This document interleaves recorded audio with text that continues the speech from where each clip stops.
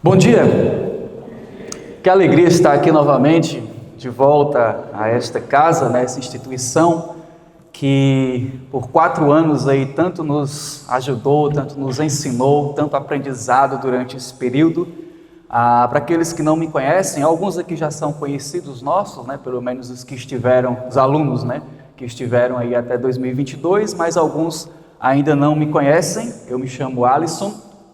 Me formei aqui no seminário no ano de 2022, sou casado com Sara Rebeca e atualmente estou como pastor na Igreja Batista Regular na cidade de Oroz, especificamente no distrito de Guaçucê, lá em Oroz. Tem um pastoreado lá, aquela igreja aí já de 20 anos de organização, foi fundada pelo pastor Irineu. Teve alguns pastores que estiveram à frente durante esse período, entre eles o pastor Sostnes, seu primeiro ministério também, pastor?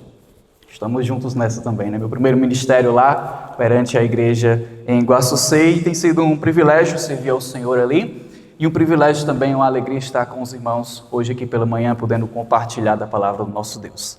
Vamos orar ao Senhor, pedindo a direção dele para esse momento. Pai querido, queremos te agradecer por esta manhã que o Senhor graciosamente nos proporciona, também pedir o teu direcionamento para o estudo da tua palavra. Louvamos a ti pelos hinos que entoamos ao Senhor, exaltando e glorificando a ti, que nesse momento tua palavra, Senhor Deus, reine em nosso coração para que possamos aprender os ensinos dela e também aplicar esses ensinos em nossas vidas para a glória do Senhor e que a tua igreja seja edificada, Pai. No nome de Cristo Jesus, que nós oramos agradecidos. Amém. Amados irmãos, a igreja de Guaçucê é a igreja formada por maioria dos irmãos que trabalham a parte da agricultura e também na parte da agropecuária, da pecuária de forma específica. Muitos irmãos são criadores de gado e a maior parte ali com respeito a gados leiteiros, vacas leiteiras. Boa parte dos irmãos trabalham com isso ali na região. Mas tem um irmão específico que, inclusive, muito conhecido do pastor Sérgio, somente seu irmão de sangue, irmão Cláudio, que ele tem um amor assim enorme pela parte do cuidado com o gado, pela parte da criação do gado. E ele, certa vez me contando como que é a dinâmica dele, acorda bem cedo da manhã, de madrugadazinha, e vai em direção ali ao curral. E quando ele chega lá no curral, ele tem em torno de 50, 60 cabeças de gado, ele vai chamando cada uma das vacas pelo nome. Isso não é comum para criador de vaca, comum talvez para outros tipos de animais, mas para criador de vaca talvez não seja tão comum. Mas ele tem um amor tão grande por criação de gado que ele nomeou cada uma das vacas e todos os dias, quando ele chega pela madrugada no curral, ele vai chamando vaca por vaca pelo nome. E é interessante que cada uma delas atende pelo seu nome, Ele chama Mimosa, vem cá. Aí a bichinha vai lá e se levanta. Tem até uma que se chama Renata, Rapaz, você foi colocar o nome da vaca de Renata? Pobre das Renatas, Espero que não tenha nenhuma aqui. Mas ele vai chamando as vacas e as vacas vão atendendo pelo seu nome. Quando ele me contou isso, eu imediatamente me lembrei da dinâmica e relação de Jesus, o pastor, com o seu rebanho, com nós, Igreja do Senhor, que muitas vezes somos chamados de ovelhas de Cristo. E em João capítulo 10, o Senhor Jesus Cristo nos diz: eu sou o bom pastor, conheço as minhas ovelhas e as minhas ovelhas me conhecem. O nosso Senhor Jesus Cristo, nas palavras de Pedro, nosso supremo pastor, nas palavras do autor de Hebreus, o grande pastor, e nas palavras do próprio Jesus, o bom pastor, ele pastoreia suas ovelhas, ele cuida dos seus rebanhos, ele cuida da sua igreja. E para isso, ele coloca pessoas para cuidar desse rebanho. Ele coloca pastores para alimentar as suas ovelhas. Ele coloca pessoas para liderar o rebanho ao qual ele comprou pelo seu próprio sangue. E dentre esses estamos nós, já pastores no ministério, e vocês, os homens que estão estudando aqui no seminário, que futuramente serão pastores missionários, obreiros em uma igreja local e terão por missão cuidar do rebanho de Deus. E espera-se que nós sejamos encontrados fiéis pelo Senhor, pois os pastores devem pastorear fielmente o rebanho de Deus. Eu e você, como pastores ou futuros pastores, devemos pastorear fielmente o rebanho de Deus. E nós sabemos que essa tarefa de pastorear não é uma tarefa simples, não é algo comum e fácil de fazer. Nós enfrentaremos muitas dificuldades, nós enfrentaremos muitos desânimos até no ministério, mas nós temos esse dever, nós que fomos chamados para o ministério, temos esse dever de pastorear o rebanho de Deus, de cuidar do rebanho de Cristo. E algo que nos ajuda muito são os momentos de aconselhamentos com pastores mais experientes. Isso vai te ajudar muito. Pastor Sóstenes aí, já usei ele muito aí para me aconselhar, né? E alguns outros pastores também que eu procurei para me ajudar no ministério, e eu não tenho dúvidas que você também já tem usufruído disso, inclusive aqui no seminário, pois cada um dos alunos, né, tem seus conselheiros e tem tempos com os conselheiros onde você pode ali chegar até eles e procurar uma ajuda em certas situações, e no ministério também será da mesma forma. Nós devemos procurar ajuda, precisamos procurar conselhos. E nesta manhã nós iremos exatamente ouvir alguns conselhos de um pastor experiente que escreveu alguns livros das Escrituras inspirados por Deus e que aqui nos traz esses conselhos pela manhã. Eu quero convidá-los a abrir sua Bíblia para 1 Pedro, primeira carta de Pedro. Nós ouviremos alguns conselhos deste presbítero, deste pastor que serviu ao Senhor no ministério por vários anos.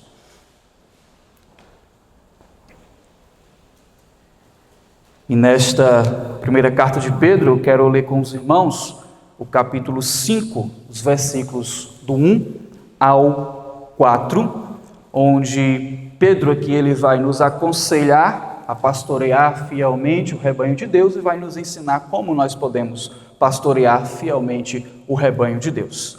1 Pedro, capítulo 5, versículos do 1 ao 4, a palavra de Deus nos diz o seguinte, estarei lendo aqui na NAA, Nova Almeida, a palavra de Deus nos diz o seguinte, 1 Pedro 5, do 1 ao 4. Aos presbíteros que há entre vocês, eu, presbítero como eles, testemunha dos sofrimentos de Cristo e ainda co-participante da glória que há de ser revelada. Peço que pastoreiem o rebanho de Deus que há entre vocês, não por obrigação, mas espontaneamente, como Deus quer, não por ganância, mas de boa vontade, não como dominadores dos que foram confiados, mas sendo exemplos para o rebanho. E quando o Supremo Pastor se manifestar, vocês receberão a coroa da glória, que nunca perde o seu brilho. Esta epístola foi escrita pelo apóstolo Pedro, juntamente com Silvano ou Silas, por volta do ano 64, 65 ali depois de Cristo, em um contexto de intensas perseguições contra a igreja do Senhor. Inclusive, esta é uma carta que vai nos ajudar muito a lidar com a questão do sofrimento, pois o apóstolo Pedro ele vai escrever para aqueles irmãos, os irmãos da dispersão, de várias igrejas ali, que estavam sofrendo por conta das perseguições. O apóstolo Pedro ele vai ensinar aquela igreja e exortar aquela igreja quanto à maneira adequada de lidar com o sofrimento. E ele, nessa carta, uma carta muito pastoral, ele vai trazer exortações práticas para uma conduta cristã adequada em uma sociedade corrompida pelo pecado, que tenta a todo custo apagar a imagem do cristianismo. Após a introdução da sua carta e um convite à santidade, o apóstolo Pedro ele vai falar a respeito dos relacionamentos, maneira adequada de nós nos relacionarmos com outras pessoas, desde o relacionamento com as autoridades, relacionamentos familiares, relacionamento com os irmãos, E ele também vai exortar, como eu falei, a respeito do sofrimento, da glória que é sofrer pelo nome de Cristo. No finalzinho da sua carta, que se encontra aqui esse texto que nós iremos estudar hoje pela manhã, o apóstolo Pedro volta sua atenção para os líderes das igrejas da dispersão. Ele volta sua atenção para os presbíteros. Ele faz uma exortação específica aqui para os presbíteros das igrejas da dispersão. E presbíteros aqui, como nós bem entendemos, literalmente significa anciãos ou pessoas mais velhas.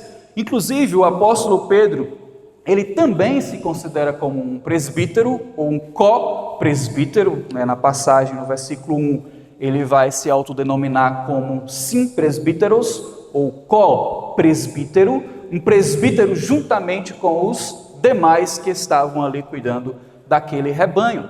Apesar de Pedro ser certamente o mais experiente de todos esses para quem ele estava escrevendo, mas ele sabia que ele estava numa missão juntamente com os demais presbíteros daquelas igrejas da dispersão. Apesar de presbítero trazer a ideia de uma pessoa mais velha, um ancião, nós entendemos também, à luz do Novo Testamento, que presbítero diz respeito àquele que lidera, aquele que está à frente. E como nós entendemos, à luz do Novo Testamento, presbítero, pastor, bispo, são termos intercambiáveis que dizem respeito a uma mesma função. Aqueles que estão cuidando do rebanho de Cristo, aqueles que estão cuidando do rebanho de Deus. Isso a gente pode ver até mesmo nesse texto, pois ele está exortando os presbíteros, e no versículo 2, com respeito à função de pastorear. E quem tem a função de pastorear? É o pastor. Então, presbítero, pastor, bispo, né, também, são termos intercambiáveis aqui que estão se referindo à mesma função, que é a função do ministério de cuidar do povo de Deus. Então, o apóstolo Pedro, ele também, além da sua função pastoral, função de cuidar do rebanho de Deus, que ele se encaixa aqui também, ele também declara ser uma testemunha de Cristo, aquele que esteve presente no martírio, que viu, testemunhou a morte de Cristo, também sua ressurreição, e ele, por ser testemunha, também pregava esse martírio de Cristo, anunciava a morte de Cristo para outras pessoas. E ele também se declara ser um co-participante da glória que há de ser revelada quando o Senhor Jesus Cristo retornar. Um co-participante da glória do Senhor, uma testemunha fiel de Cristo, um presbítero, um pastor experiente. É este o homem que vai nos aconselhar hoje pela manhã, através dessas palavras inspiradas por Deus. E o apóstolo Pedro nos aconselha: pastores, vocês devem pastorear fielmente o rebanho de Deus. Futuros pastores, quando vocês entrarem no ministério, lembrem-se, vocês devem pastorear fielmente o rebanho que Cristo lhe confiou. E para pastorear este rebanho, o apóstolo Pedro nos mostra aqui 3 exigências que um pastor ele deve cumprir a fim de pastorear fielmente o rebanho que Deus lhe comissionou. Essas 3 exigências estão muito bem marcadas aqui nesse texto a partir de 3 contrastes, nos versículos 2 e 3, que eu acredito que você já deve ter percebido nessa leitura que nós acabamos de realizar. Então, esses 3 contrastes que mostram as 3 exigências, eles são marcados no texto pelos advérbios de negação não ou nem, dependendo da sua versão, e a conjunção adversativa mas. Se a gente for observar aqui o contexto grego, as palavras gregas, a gente teria aqui me ou medé, que significa, uma tradução mais literal, não ou nem, e a conjunção adversativa alá, que diz respeito aqui a esse mas do nosso português, né? E eu gosto, não sei você quando você está aprendendo grego, né? Mas eu gosto de fazer associações com alguns termos aqui, para poder entender melhor as palavras gregas e poder aprender e decorar essas palavras gregas. Então imagina que você esteja passando aqui pelo seminário, fazendo uma caminhada vespertina aí, juntamente com alguns colegas aí da sua classe, né, porque seminarista ficar só sentado não dá certo, né? Tem que fazer alguma caminhada, tem que fazer algum exercício, né? Tem que se movimentar. Então, imagina você esteja aí fazendo uma caminhada à tarde e observando aí algumas árvores aqui dentro do seminário, e de repente você vê um soldadinho do araripe. Para quem não sabe, um soldadinho do araripe é uma ave típica aqui da Chapada do Araripe, e de repente você encontra essa ave voando aqui numa das copas das árvores. E aí você quer chamar a atenção do seu colega, que você está andando com ele, para que ele também veja essa ave que está ali em uma das árvores. E para chamar a atenção, se você tiver um sotaque um tanto carioca, né? Você chegaria para ele e diz: meu, olha lá aquela ave, olha lá o soldadinho do araripe. Mas cortando algumas palavras aí, né? Que a gente nunca fala todas as palavras completas, né? A gente chamaria a atenção. Meu, olha lá. E é basicamente isso que Pedro quer fazer aqui. Ele quer chamar a sua atenção. Me, alá, ou mede, alá. Meu querido pastor, preste muito bem atenção. Meu querido pastor, preste atenção. Você deve pastorear fielmente o rebanho de Deus. E para pastorear o rebanho de Deus de forma fiel, você precisa cumprir essas 3 exigências. Sendo a primeira delas, destacada aqui no versículo 2, a exigência da disposição. Você deve pastorear fielmente o rebanho de Deus, cumprindo essa primeira exigência, a disposição em servir ao Senhor. Então, o primeiro dos contrastes nos apresenta a exigência da disposição. Me alá. Meu, olha lá, preste atenção. Pastoreiem o rebanho de Deus, não por obrigação, mas espontaneamente, voluntariamente ou livremente. O ministério pastoral, ele não deve ser realizado por mera obrigação.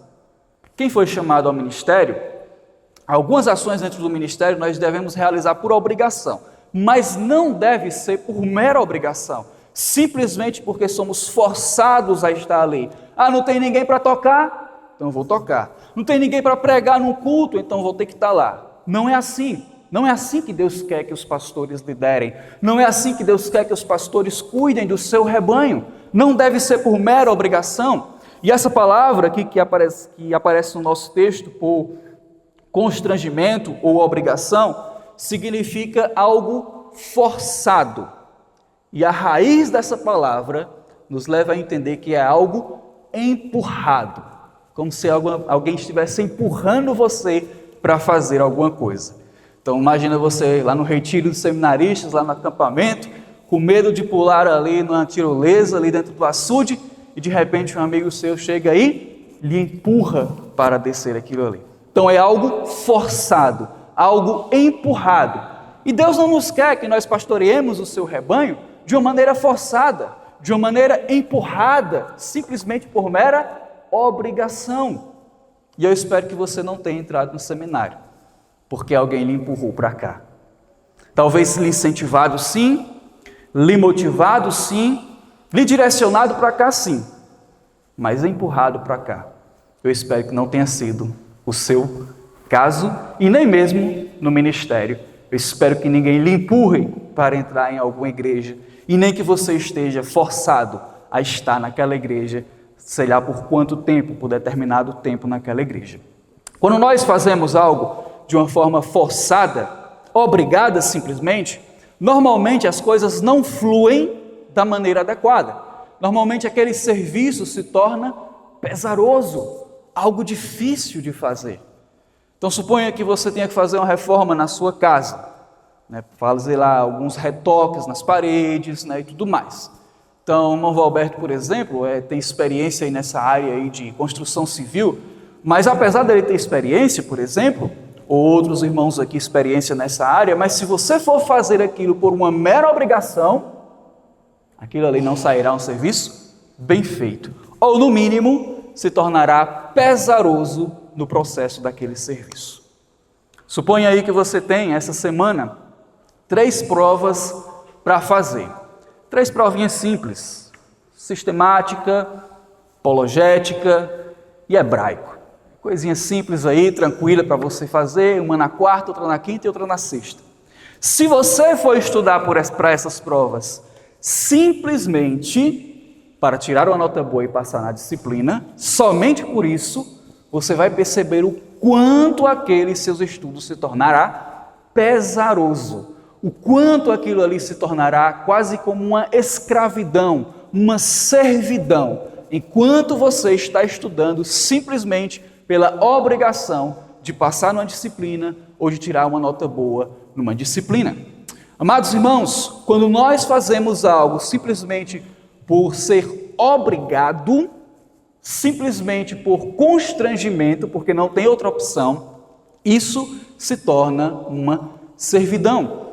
Falando sobre disciplinas espirituais, o autor do livro Disciplinas Espirituais, ele diz que disciplina sem direção ou uma disciplina sem propósito se torna servidão. E o propósito para você estudar aqui no seminário não é simplesmente para você tirar uma nota boa. Isso é importante, porque a gente precisa da nota para poder passar no curso, Mas não é simplesmente para você tirar uma nota boa e passar no curso de teologia.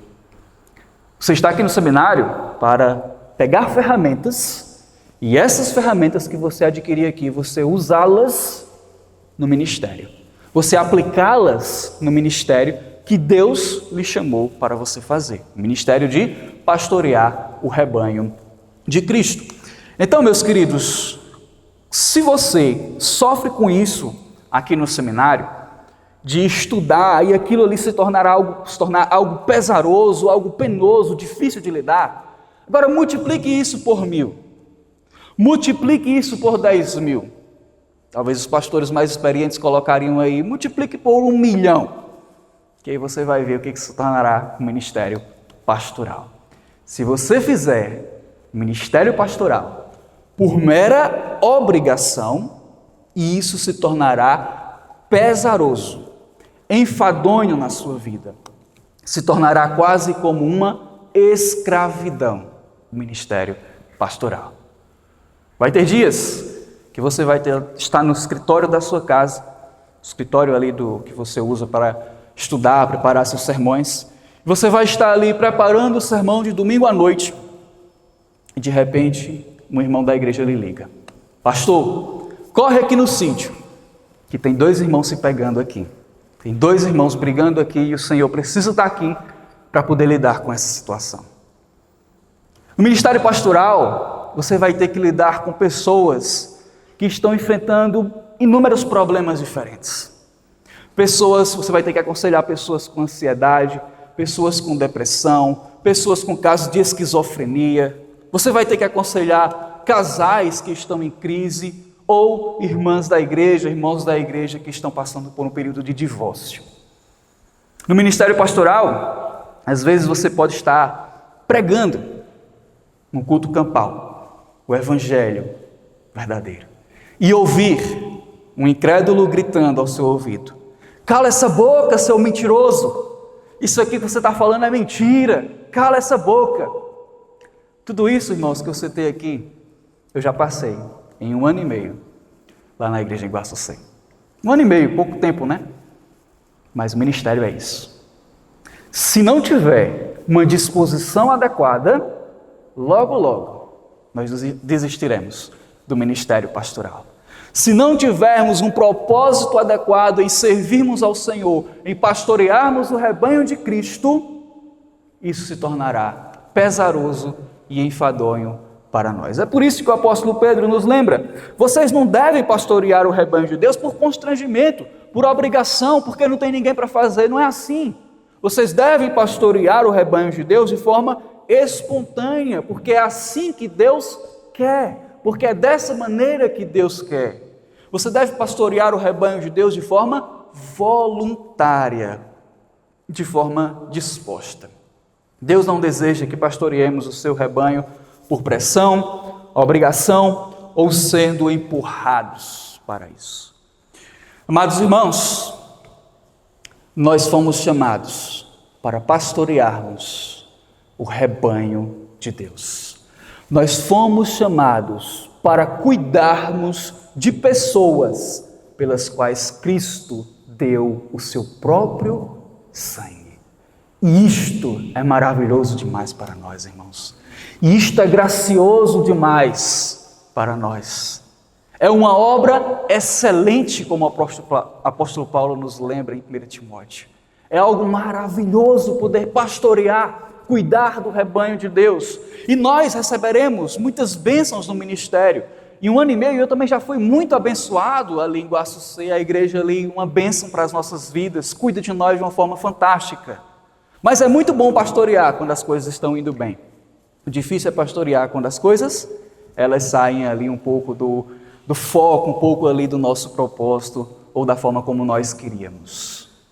Mas lembre-se, apesar das dificuldades, apesar dos problemas, até mesmo desânimos que podem surgir em nossas vidas, o ministério pastoral, ele é algo alegre e feliz. O ministério pastoral é uma bênção que Deus concede a alguns dos seus servos, poder cuidar do rebanho, o qual Cristo deu o seu próprio sangue.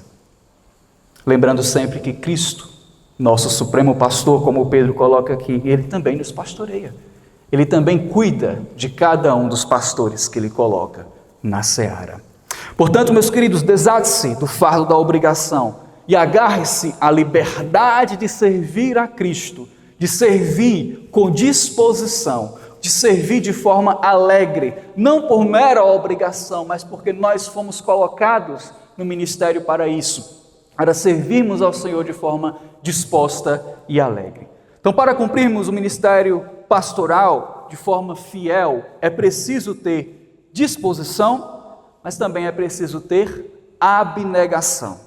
E a abnegação, portanto, é a segunda exigência que Pedro apresenta aqui, para que você possa cumprir o seu ministério de uma forma fiel. Então, o segundo contraste desta passagem, ainda no versículo 2, nos apresenta essa segunda exigência, a exigência da abnegação. Alá. Olha lá. Pastoreiem o rebanho de Deus, não por ganância, mas de boa vontade. Uma das marcas do falso pastor, do pastor infiel, é o amor ao dinheiro, é o amor a uma vida tranquila, enquanto que o rebanho, ele sofre e ele morre de fome porque ele não está sendo alimentado. Ezequiel considera esses pastores como pastores que apacentam a si mesmo. Jesus fala que esses homens são mercenários e eles não estão preocupados com a igreja do Senhor. E quando vem o primeiro perigo, eles são os primeiros a fugir. E o apóstolo Paulo, exortando a Tito, ele declara que esses homens são desobedientes, insubordinados e são gananciosos. A mesma expressão que Pedro usa aqui, ganância, e aqui é um desejo por um lucro obtido de uma maneira injusta. Na igreja primitiva, haviam exploradores de igrejas. Haviam pessoas que adentravam as portas da igreja e visavam os bens do crente e não o bem dos crentes. Visavam as coisas que a igreja tinha, visava simplesmente os recursos financeiros, mas não visava a vida espiritual daquela igreja, não alimentava aquelas igrejas. Paulo é firme em dizer que o pastor ele não pode ser avarento nem cobiçoso. E Pedro reafirma aqui nesse texto que a maneira certa de pastorear o rebanho de Deus não é com ganância, não é buscando lucro, buscando enriquecimento financeiro, mas servindo de boa vontade o rebanho que Cristo nos confiou. É claro, amados irmãos, que você, como futuro pastor, líder de uma igreja, você deve receber salário para cuidar daquele rebanho, né? Principalmente se você pensa em um ministério pastoral de uma forma integral, em não ter nenhum trabalho por fora, nenhum outro tipo de emprego. Então, se você tem esse propósito, certamente você deve receber o sustento da igreja local, ou o sustento de uma missão, se você for um missionário, ou o sustento de pessoas e igrejas que possam lhe ajudar no ministério missional. Mas o fato é que nós precisamos ganhar, nós precisamos receber por esse trabalho para o sustento nosso e da nossa família. O próprio Senhor Jesus Cristo nos diz que todo trabalhador é digno do seu salário, e o apóstolo Paulo reafirma isso, falando a respeito do ministério pastoral. Paulo diz que aqueles que pregam o Evangelho, que vivam do Evangelho. E ele também reafirma, em 1 Timóteo capítulo 5, que os presbíteros que presidem bem, principalmente os que se afadigam na palavra e no ensino, eles são dignos de receber dobrados honorários. Nós precisamos ter sustento para a nossa família. Nós precisamos de receber enquanto nós estamos atuando ali de forma integral no ministério. Logo no início da minha conversão, eu tive uma situação um pouco constrangedora, né? Eu vi, na verdade, uma situação um pouco constrangedora entre um membro da igreja que eu fazia parte e o pastor daquela igreja. E aquele membro, ele chegou a questionar o fato do pastor receber salário. Ele dizia: todos nós estamos trabalhando na igreja, todos nós estamos servindo na igreja, e por que só o pastor recebe dinheiro? Por que só o pastor ganha salário? Por que os outros irmãos não ganham também?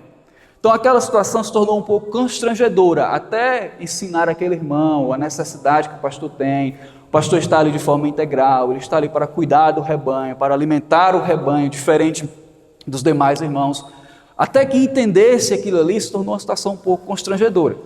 Eu não estou dizendo aqui que você não deve observar atentamente a questão financeira para o sustento seu e de sua família quando você for entrar no ministério. O que eu estou dizendo é que um pastor, ele não pode amar o dinheiro, ele não pode ser ganancioso, ele não pode visar o lucro ou usar a igreja como um palanque para enriquecimento financeiro, para desenvolver sua vida financeira. A igreja não está aí para isso, nós não fomos chamados para isso. Você deve estar atento o que você vai receber e a forma, os gastos que a sua família tem e tudo mais. Mas isso não deve ser o principal motivo para você entrar no ministério. Alguns irmãos estão aqui no 4º ano.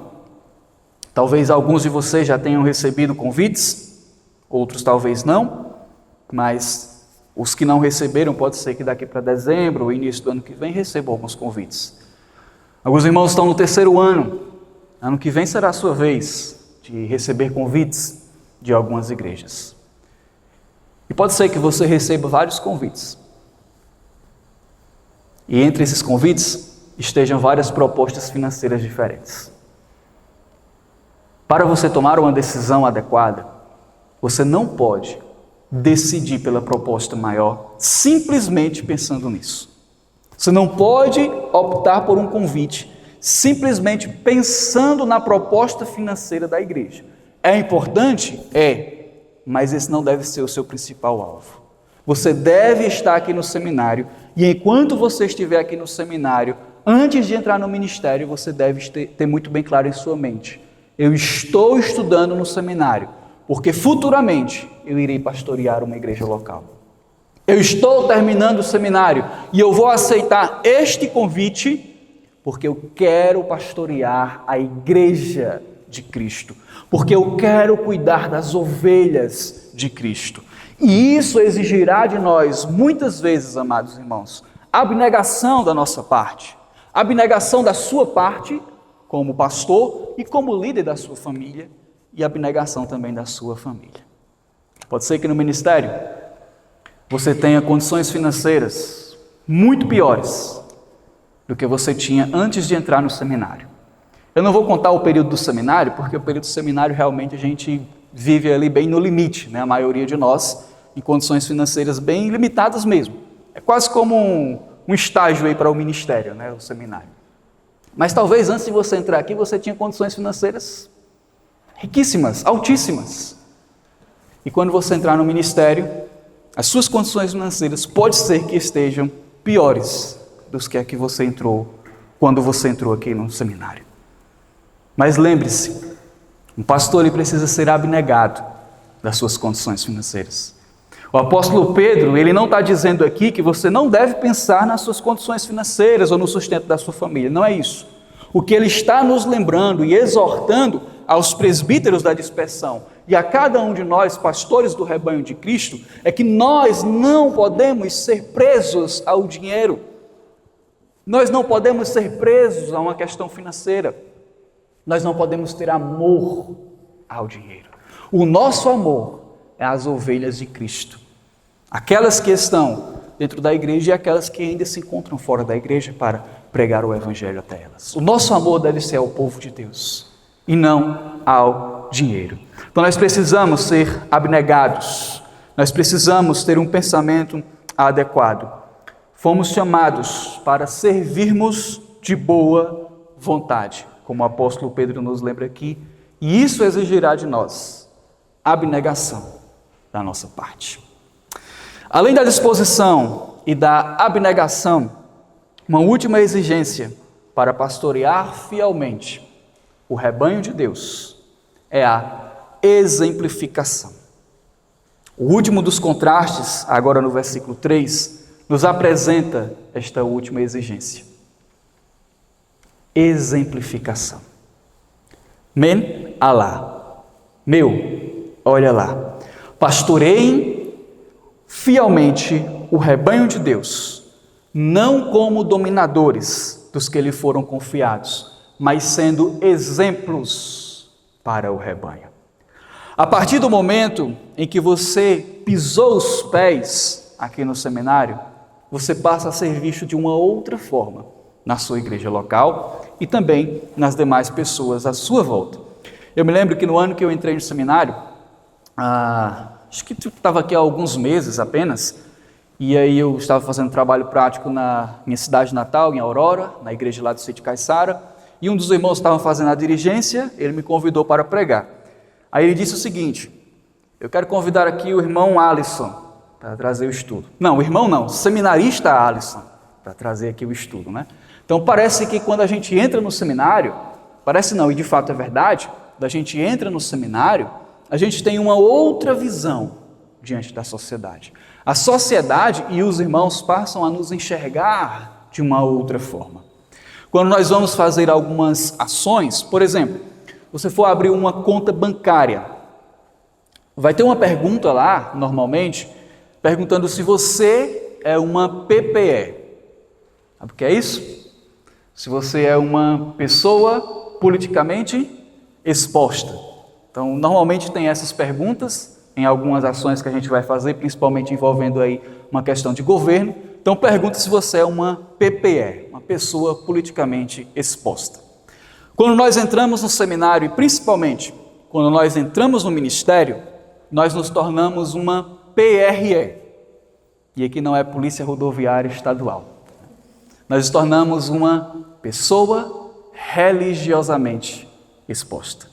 E religiosamente aqui porque nós estamos ocupando um cargo religioso, uma posição religiosa. A partir do momento em que você entra no seminário, principalmente a partir do momento em que você entra no ministério, você se torna exposto diante da sociedade. As suas ações serão vistas de forma mais profunda diante da sociedade. E as pessoas observarão você de forma mais atenta. Nós moramos em um distrito da cidade de Oroz, chamado Guaçucê, e lá tem em torno de 4.000 habitantes. Nós não conhecemos todo mundo lá, nós estamos lá há apenas 1 ano e meio, e eu sou muito ruim de ver rosto das pessoas e lembrar de nome das pessoas.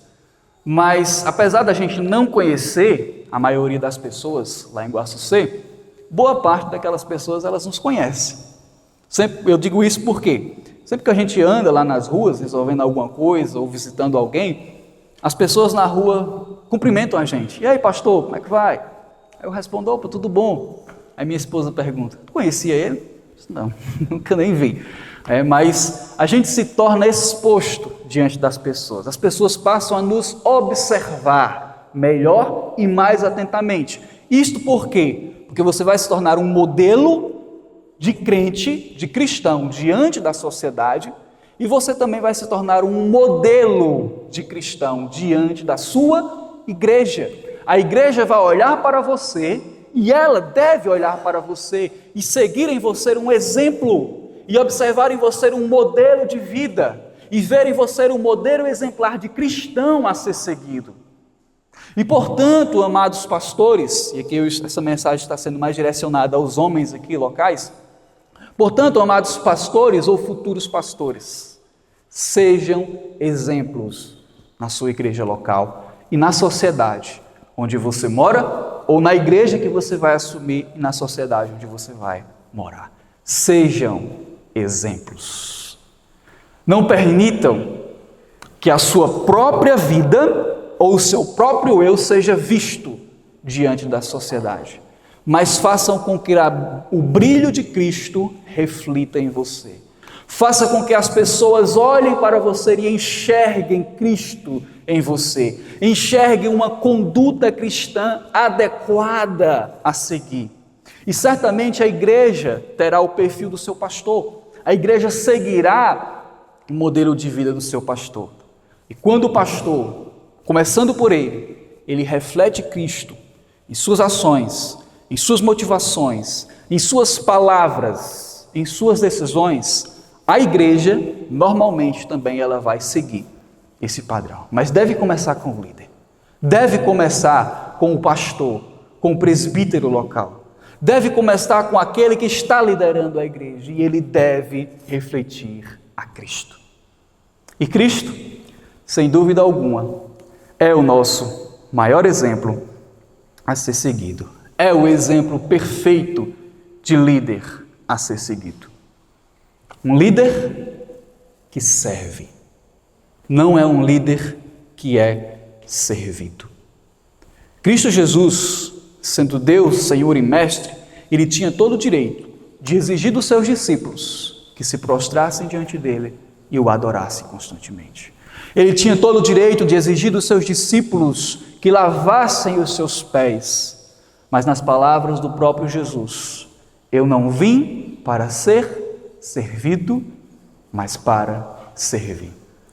E indo contrário a toda a lógica da época, indo contrário à cultura daquela época, o Senhor Jesus Cristo humildemente se curva diante dos seus discípulos e lava os pés dos seus discípulos. E ele diz: assim como eu fiz a vocês, façam também uns aos outros. O pastor na igreja, ele vai ser muito abençoado, normalmente. Ele vai ser muito abençoado pelas suas ovelhas, na maioria das vezes, mais abençoado do que abençoa. E eu digo por experiência própria, eu tenho sido muito abençoado lá na igreja. Mas nós não podemos ir para o ministério pensando simplesmente nas bênçãos que o ministério proporciona. Nós temos que ir para o ministério pensando em servir as ovelhas de Cristo. O pastor que é fiel, o pastor que lidera fielmente pelo exemplo, ele não é aquele que fica na porta do templo esperando as ovelhas entrarem e lavarem seus pés. O pastor que lidera fielmente, ele sai da sua casa e vai até a casa de cada um dos irmãos para lavar os pés de cada um dos irmãos. Isso aqui, evidentemente, é uma ilustração para nos mostrar a ideia que nós precisamos ter de que para liderar fielmente o rebanho de Cristo, nós precisamos cuidar das ovelhas de Cristo, nós precisamos servir as ovelhas de Cristo e estar dispostos a servir a igreja do Senhor Jesus Cristo. O ministério pastoral, as palavras de Pedro, versículo 4, ele não é feito de forma dominadora. Ele não é feito de forma autoritativa e exploradora. Eu sou o pastor dessa igreja, então essa igreja tem que me obedecer. Eu sou o líder de vocês, então vocês têm que me obedecer. Aquilo que eu falar, vocês têm que me seguir, colocando exigências de homens e não de Deus. Não é dessa maneira que nós pastoreamos o rebanho de Deus. O pastoreio, ele vem pelo exemplo, e um exemplo de serviço à igreja local. Meus queridos, todo aquele que ocupa uma posição de liderança, ele corre o risco de se tornar dominador, explorador e autoritário. Todo aquele que está numa posição de liderança.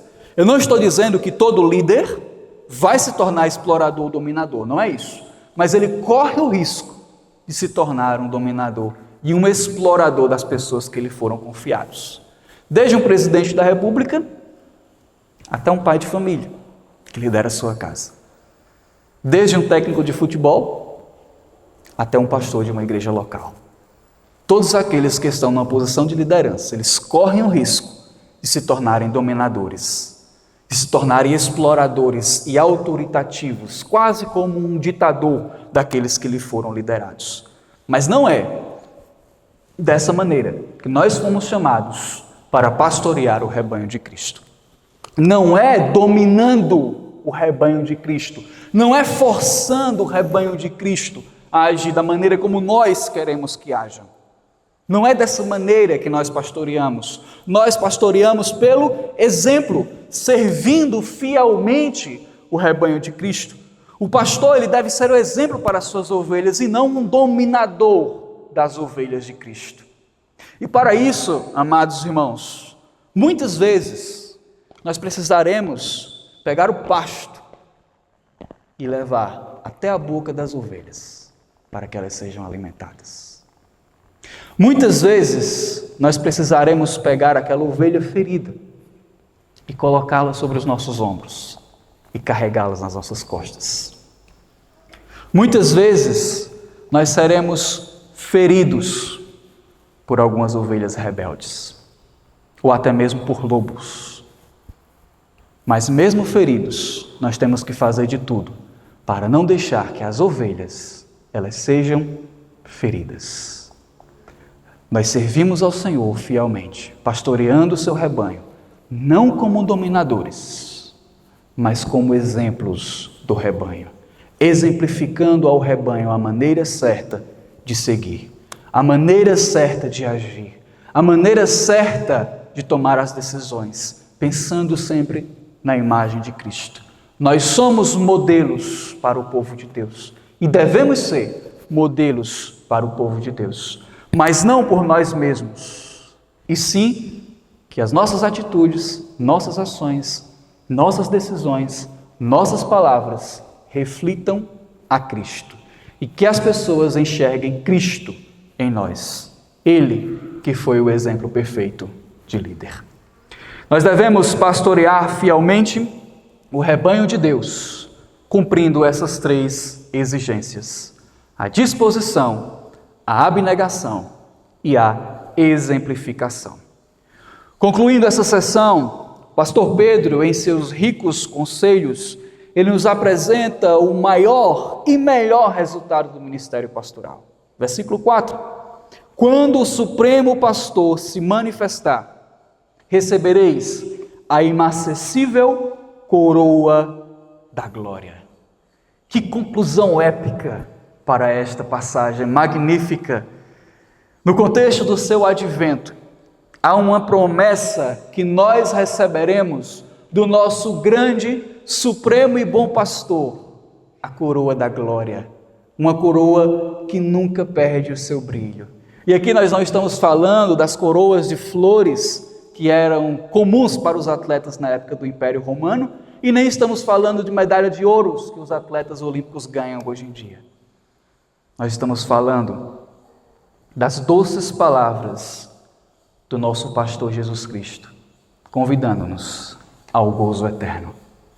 E não tenha dúvidas, amados pastores e futuros pastores, se você pastorear fielmente o rebanho de Deus, você ouvirá do nosso Supremo Pastor: muito bem, servo bom e fiel, foste fiel no pouco, sobre o muito te colocarei. Entra no gozo do teu Senhor. Pai querido, nós queremos agradecer a Ti pela Tua palavra e pela exposição da mesma.